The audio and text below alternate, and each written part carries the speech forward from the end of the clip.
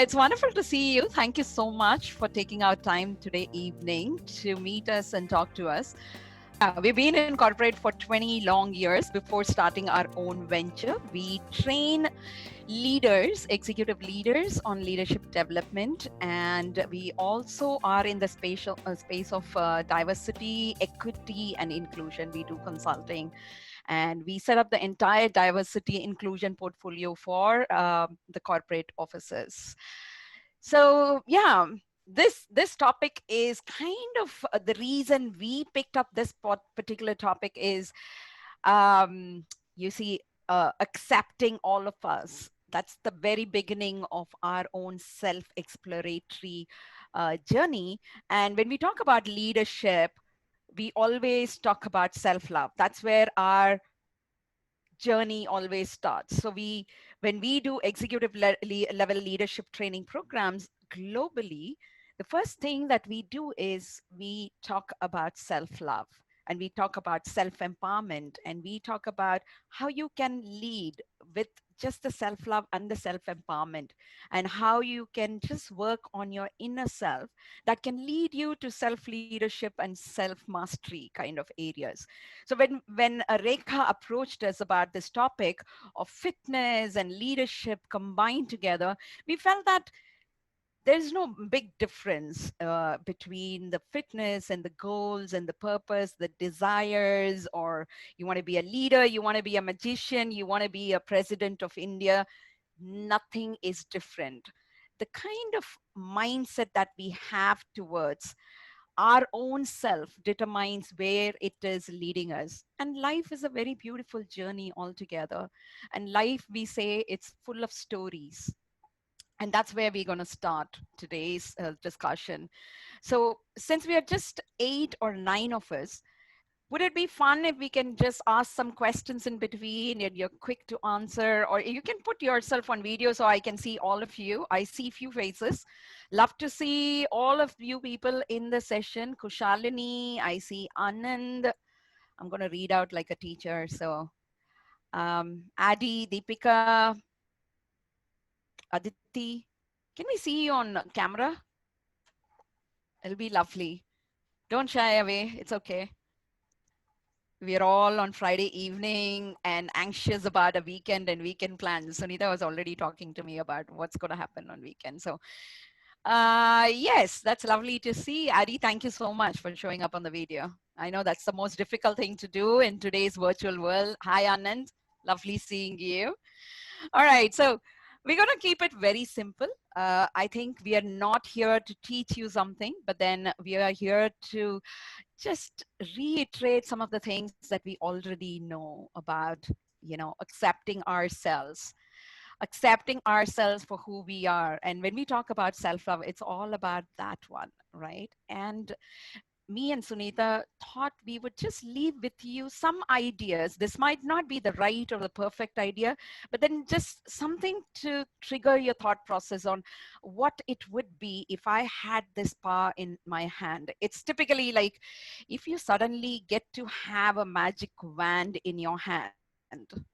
It's like the Harry Potter wand, and then you could do anything in your life. How wonderful that would be. And you can do some magics.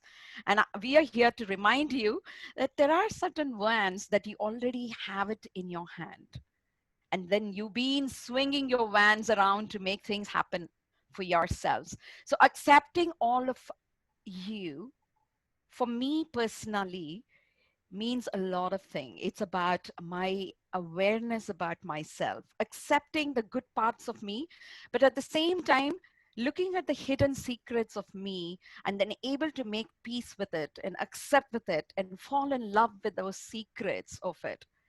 I was traveling once and I came across this wonderful aesthetic called wabi sabi, and it hails from Japan, and it's called, it talks about beauty of imperfections. And in Japan, people kind of adore any broken pieces, and they mend a bowl or anything with something gold, and they kind of use that as a showpiece to remind the children in the houses and things like that. This is very ancestral, and they kind of display it, saying that anything that is broken becomes more beautiful.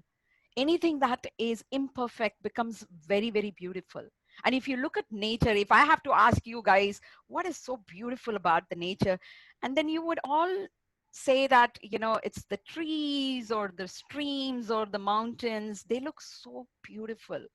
But if you look at them closer, what makes them beautiful is they don't fall into a certain structure. They're not square, or it's not round, or it's not between the straight lines. If you look at the trees, some trees just take the branches the way they want. Some leaves are small, some leaves are big, some trees bloom, some trees don't even bloom, but we don't look at it that way. A tree is a tree, and it looks beautiful. Even the mountains, it looks so majestic.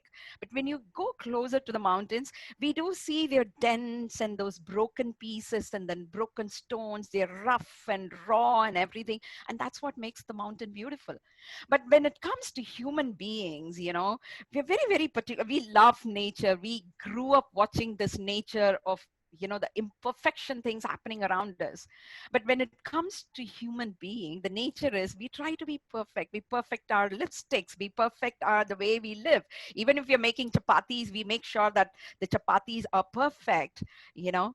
And then when it comes to you as an individual, it becomes very difficult. It becomes very challenging when you start comparing yourself in this race of perfectionism. So if you have whatever dreams or desires, or whatever, wherever you are going with regard to your fitness goals, or with regard to your career goals, or with regard to your relationship goals, wherever you are in that particular path, the first thing that we need to acknowledge, the first thing that we need to accept is who you are as an individual. And in order to do so, you need to know more about yourself. In your calm time, when you have that me time, just think about it. It's not even something that I know it, or Sunitha knows it, or Rekha knows it, or you don't know it. Sometimes in the rush of life, we just need to just take a pause and sit and reflect on ourselves as to, is this the path that we're going, and is it the right path, or is it the right decisions that is taking me to that path? So today in this conversation, me and Sunitha are going to leave you with two magical things that can just transform your life. And we have seen that transforming different people's lives as and when we talk to multiple women and men and across borders, and we've been talking about it. So one of the things that is very, very close to my heart is the magic thing, that magical word. Like every human being has the most powerful word in the world is choice. And as individual, we grow up with choices. In a day, we make a million choices. And your choices make you, it breaks you, it builds you, it drains you, it burns you out. Everything is aligned to your choices. When we talk about life, life is built with stories, they say, but nobody is worried about, okay, what is, nobody is worried about stories in sense like if it doesn't have actions in that. When people look at Rekha, people want to know, people are not much interested in Rekha, but then people are more interested in about what is Rekha doing? How did she do it? When did she do it? And how did she manage to do it? And it is all about actions. And this word choice is connected to your actions. If you are in a place of life where everything around you is beautiful, your relationship is perfect, your career is perfect, you are the most happiest soul in the world, pat yourself at the back, because that is a place, that sweet spot that you are in is because of some of the tough choices that you have made in your life, or the easy choices you've made in your life, or even a choice that you have made in your life. Some of us we shy away from making choices, and we give it to somebody else to make that choice for us, when we're getting married, we all remember our teenage days. We don't want to make a choice choosing our life partner. We give it conveniently to our parents. We say like, mama, you find a guy, I will marry any guy you find, because it was convenient for us. We didn't want to make that choice because it felt like a biggest decision in our life, right? So we gave it to our parents. They made a beautiful choice for us with the knowledge that they had. But once they made a choice, sometimes we feel like, oh no, not that guy, right? This happens in your career also, that somebody else makes a decision saying that, oh, Kushalini, this would be the perfect project for you. And then you just let your boss decide for you, and then you come back home and then you think, oh my god, I don't like that project anymore, or I didn't like that project from the beginning.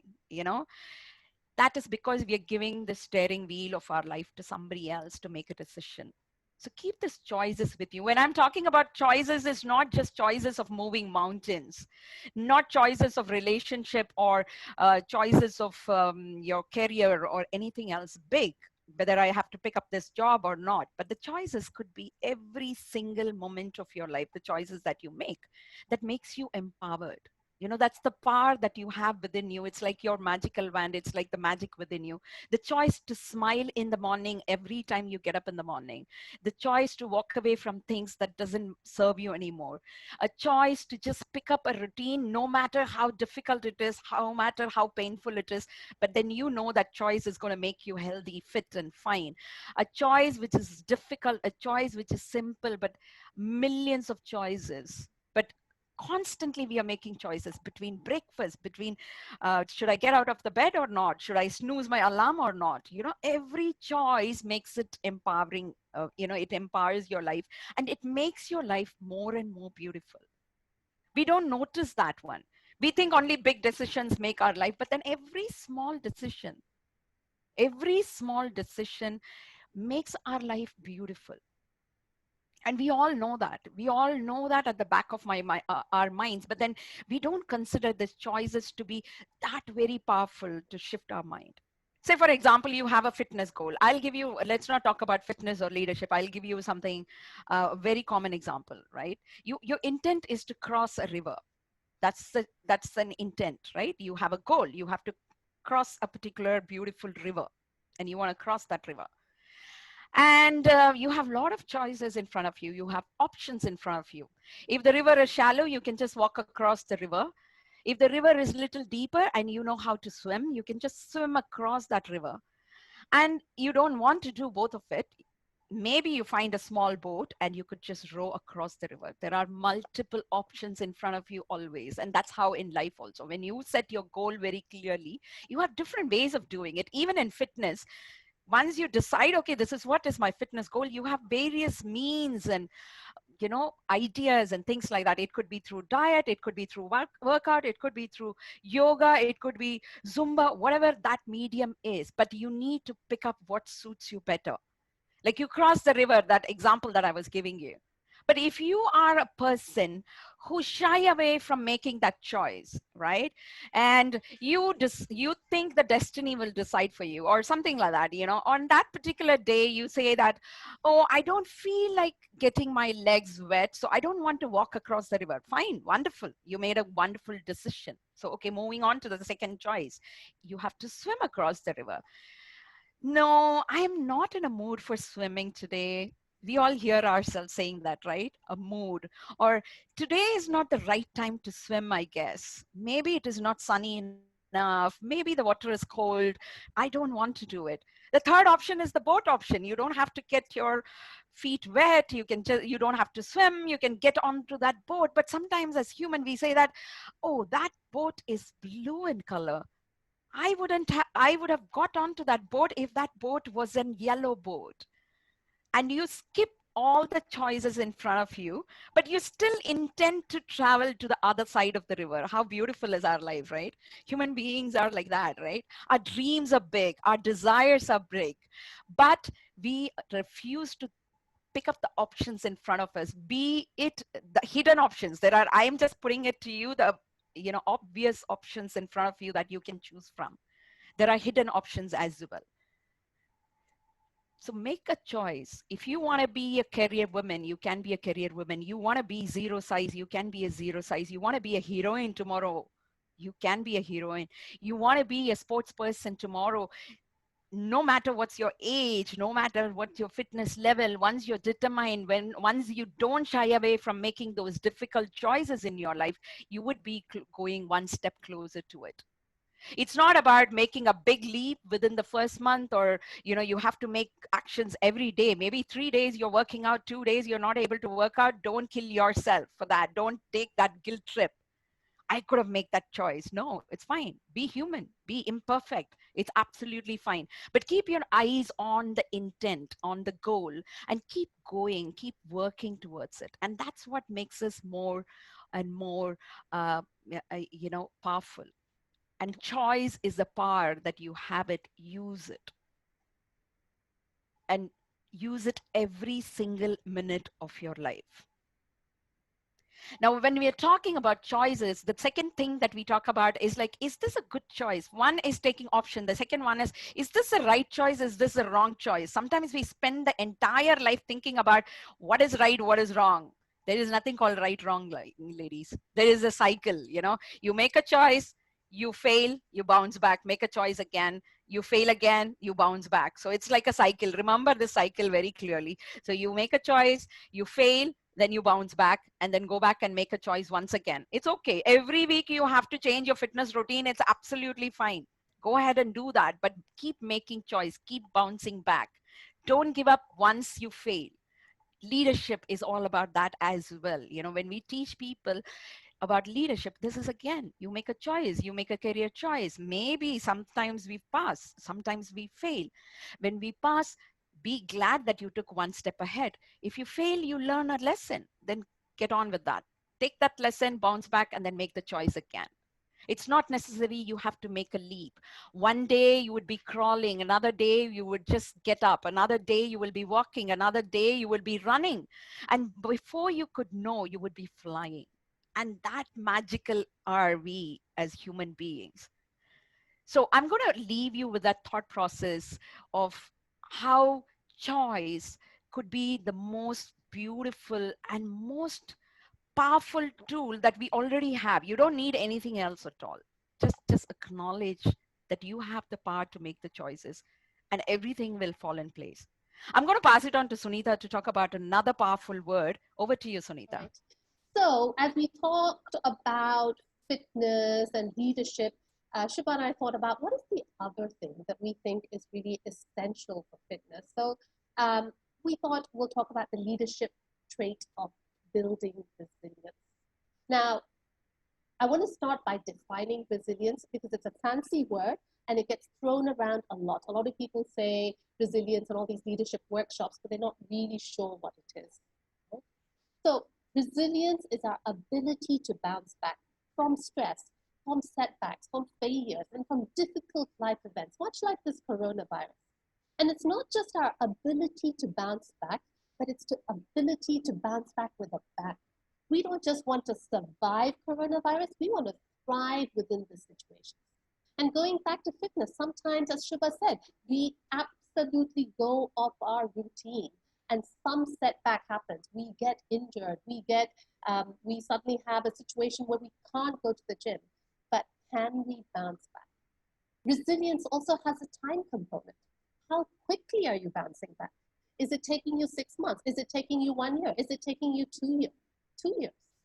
So when we think about resilience, we want to think about what is our ability and what is the time period to get back on our feet. When we talk about resilience, people think, oh, you don't experience the stress, you don't experience the emotions, you don't experience the suffering. You absolutely experience all those things. It's not that resilient people are not touched by those things, but they don't stop them. They don't stop them from moving forward. They think about those challenges as an opportunity to grow and an opportunity to move forward. So, in summary, resilience is acknowledging the situation, acknowledging how you feel, and then moving forward. And when I think about moving forward, sometimes it's not leaps and bounds. I'm not going to lose 10 kilos next week. Sometimes it's a gram at a time. Sometimes it's changing my diet by just letting go of one thing. Maybe it's sugar. Maybe it's carbohydrates. Maybe it's whatever is your poison. And as always, resilience is a learned skill. People think that, oh, you're born resilient. You're not. Okay, that's how we do all the leadership workshops. And today, as Shubha mentioned, we're going to share with you some tools, some techniques, and new perspectives. None of this is new to you. You would have heard of all this. You know all this stuff, but we'll just give you some ideas and we'll build some context. So usually we have like 2-day workshops on resilience. So because I have like the next, I don't know, like 10 minutes, I'm just going to talk to you about what are some common traits that resilient people have. So the first one is resilient people see challenge as an opportunity. They don't see it as a paralyzing event. They don't see it as a showstopper. And I'll give you the example of me and Shubha. We co-founded our company in the middle of the pandemic when people said to her, told us there's no training, nobody is interested, everything is shut down. But we did not give up. We asked ourselves, what is the opportunity for us to help women who are struggling during this time, physically, emotionally, psychologically? And that's what we did. We went out, we studied 800 women, we wrote a white paper article, and we've run about 100 of these webinars and even managed to conjure up some business. We saw this challenge as an opportunity. So my question to you is, what is an opportunity that presents itself right now in this middle of coronavirus or in the middle of business? In the middle of this fitness regime. And I know a lot of people's fitness regime is affected by coronavirus because people have put on weight and there's been lack of mobility and there's been lack of access to gyms and there's been lack of access of going out. So my question to you is, what is the opportunity presented to you right now in the middle of your challenge? Maybe it's to spend more time with your family. Maybe it's time to get more physically and mentally fit. Maybe you don't even have the space in your house to run around, but you do something. You put on a YouTube video and you start figuring out how can you do Pilates. Resilient people know that everything is temporary. You know, your health can come back. You can lose weight, you can gain weight, you can get your fitness level. Nothing is permanent. In fact, coronavirus isn't permanent. It's been here 6 months, it might be here 8 months, and then it's going to go. The only permanent thing in life is change. And there's a famous Greek philosopher who said that the only permanent thing in life is change. And in fact, you are not the same. The average age of a cell in your body is 7 years, which means that every 7 years, you get an entirely new body.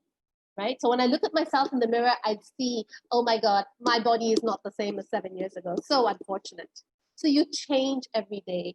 So when you wake up every day and think, you know what, I'm not able to do it. Like, am I going to be stuck being a certain weight? Am I going to be stuck being a certain shape? Am I going to be stuck being addicted to sugar? You don't have to, right? You can change that. Think about the amount of cell degeneration and regeneration that happens in your body. The only permanent thing in life is change. I'm having another glitch here. Oh, there we go. Resilient people also don't generalize about their challenges. When you start generalizing, you start making up beliefs that are in your mind that are not true. Resilient people don't say, oh, I'm so unhealthy because I can't lose weight, when actually you're really flexible and you're really strong and you have a lot of stamina. Resilient people don't generalize and say, oh, you know what, my boss doesn't like me, right? When it was just one PPT that he had some feedback on. Resilient people don't say, oh my God, I'm a really bad cook. When you make a medium biryani, but everybody loves your gulab jamuns in your neighborhood. Resilient people are very specific about where their challenge lies. It might be someone like me. I'll give an example of me. Someone like me, I'm really good at my work, right? When it comes to business, I will not give up, which is how in the middle of coronavirus, we've become business generative, right? But when it comes to my health, I know that's where there's my challenge, right? So I'm very specific about where my challenge lies. And in fact, you can model what you do excellent in the part of your life where you have personal excellence to where you have challenges. So for example, in my business life, I never give up. Shubha will laugh at me. 200 clients will see me and they may not like me, and I just don't give up. I get up every day in the morning and I write another 5,000 LinkedIn emails. It just has no impact on me. But when it comes to my weight, even 2 grams I put on, I'm like, oh my God, and that's it. I'm off my yoga routine, I'm off my running routine, and that's it.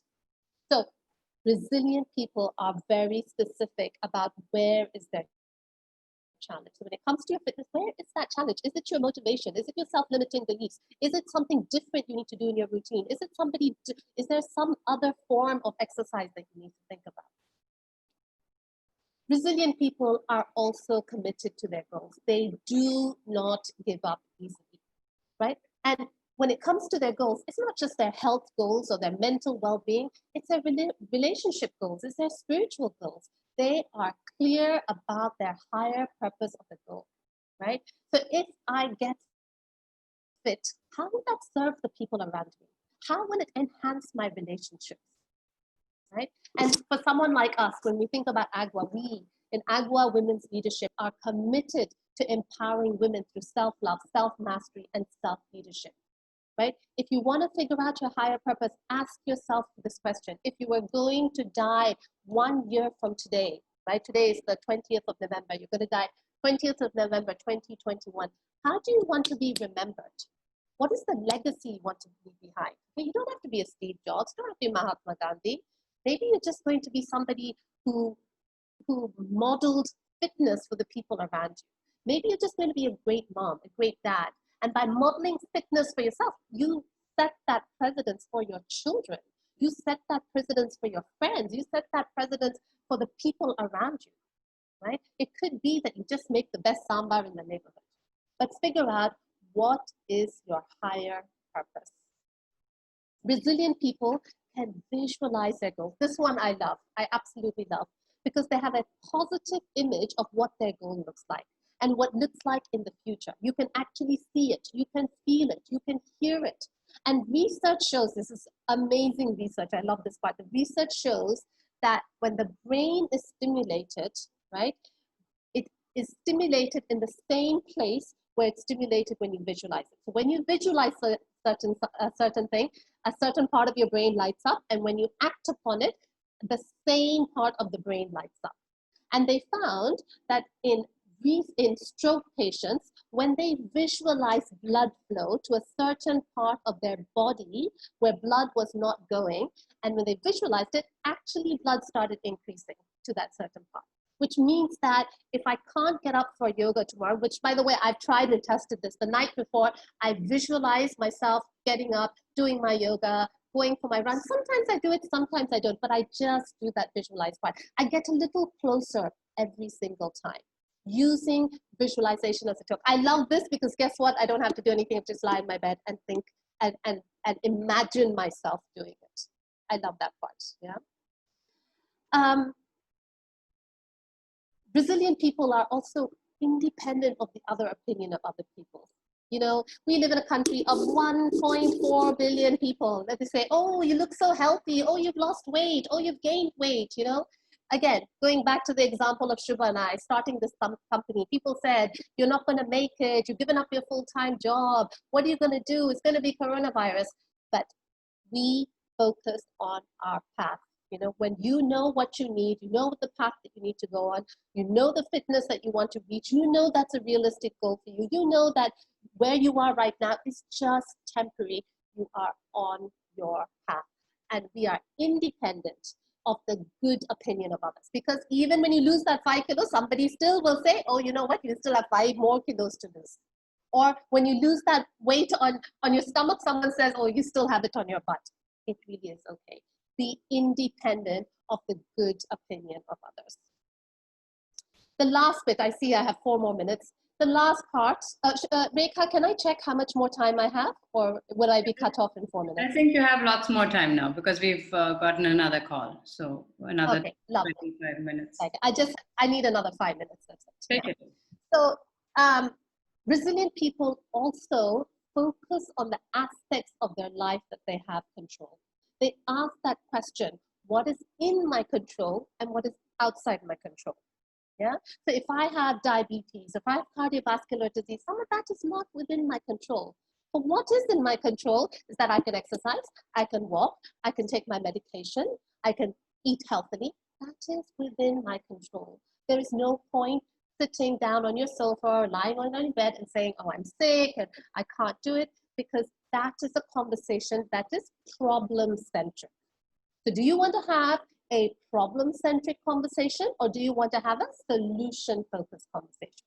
When you have a problem-focused conversation, that's called whining. That's called complaining. And you know what? You're allowed about 5 minutes a day to whine. I usually phone up Shubha at 8 o'clock and whine for about 10 minutes, and then I'm done for the day, and she doesn't let me do it any longer than that anyway. And then we have a conversation about, what can I do? What can I change? What is the mindset I can change? What is the beliefs that I have about my body that I can change? What is the beliefs I have about how slim, or what I need to look like, or about my shape, or what about my physical looks that I have? And let's have a conversation about that, because that is an empowering conversation. That is a conversation where I will feel confident. That's a conversation where I will have impact and where I can change an outcome. Like I said, you can have the conversation about about what you don't have control over, but it makes you feel lost, makes you feel helpless, makes you feel powerless. It's disempowering, it's disengaging. But resilient people have a conversation about what is in their control. So I'll give an example of what is in your control. So maybe you're stuck at home right now during coronavirus and you have a choice. You can sit at home and you can look at all the TV information, how many number of coronavirus is there in certain ward in a certain country, and all of that is not in your control. What do you have control over? What do you wear? Where do you go? How much safety do you have for yourself? How much safety do you have for your family? Because if I'm going to not have control, and if I'm going to binge watch all the news, all I'm going to do is increase my fear and anxiety. And that's a choice. And in fact, I gave up. I actually had anxiety and I gave up watching all that news because it didn't serve me and it was not a resourceful state.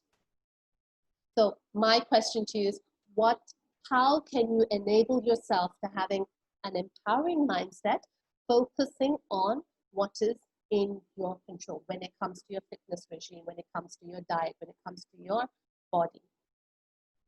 So with this, I love telling stories. I'm going to tell a couple of stories about resilience. So the first one, and maybe you guys have heard of this, is this guy called Julius Yego. He calls himself Mr. YouTube, right? And he's an Ethiopian javelin thrower, and he's won the silver in the 2016 Olympics in Rio. He's won the Commonwealth Games, and he's won the World Championships. And what is particularly amazing about Julius is that he learned to throw the javelin watching YouTube in Ethiopia. And that's how he won the silver. That's amazing. So you imagine the amount of resilience, the amount of unlearning and relearning, and how many people would have discouraged him and say, are you joking? You're in Ethiopia and you think you're going to go to the Olympics? So I love that story, especially because it's just a fitness story and he's still out there. So, so that's one successful story of resilience. The other one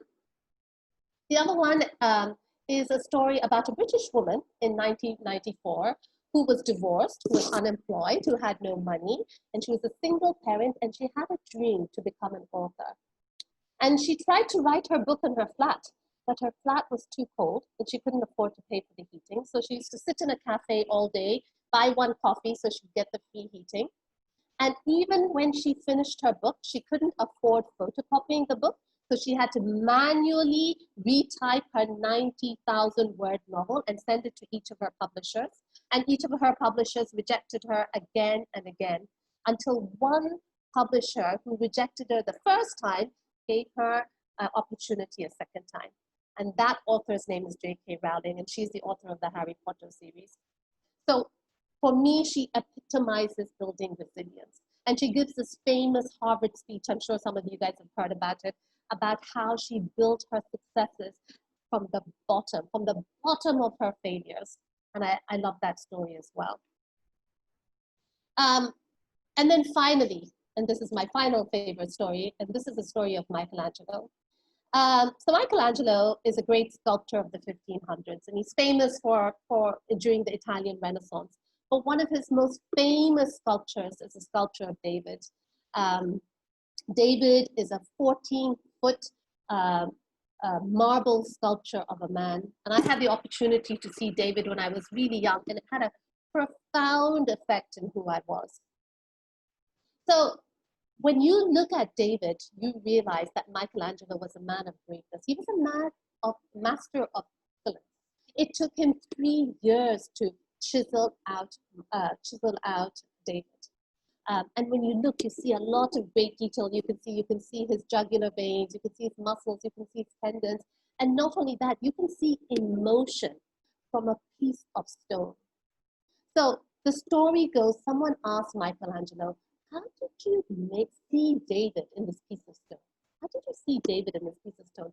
This rough, I don't know if you've ever seen marble. Marble is rough, it's hard, it's dirty, it's gritty. And Michelangelo says, you know what? I didn't see him. David was already in stone, and all I had to do was chip away at all the bits that were not David to find him. And this story deeply resonates with me because guess what, guys? We have the choices within us. We have the resilience with us. I bet you if I talk to even this group of 6 people, that each of you have a story of resilience that is already within you. And all we have to do is chip away to find it. And something beautiful will emerge. Something as beautiful and as masterful and as excellent as David. So, as I come to the end of this session, I wish you guys all the very best. And I hope and pray that you discover the David within you. Thank you very much.